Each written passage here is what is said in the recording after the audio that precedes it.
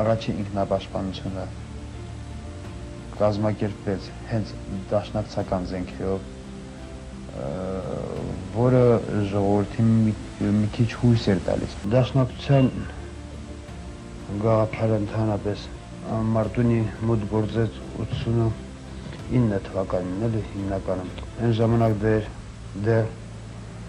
դաշնակցական ընկերներ չկային։ Հենց աստիճանաբար այդ գաղափարը դուրս եկավ իր շրջանակներից եւ դաշնակցության շարքերը մտան ազնիվ երիտասարդներ, որոնք հենց Ղարաբաղի պայքարի առաջի օրերից էլ իրենց վրա վերցրին Ղարաբաղի հողի ինքնապաշտպանության հարցը։ Մեր խումբը աստիճանաբար մեծացնելով իր շրջանակները դարձել է վաշտ, որի մեջ ընդգրկվում են մոտ 200 ազատամարտիկներ։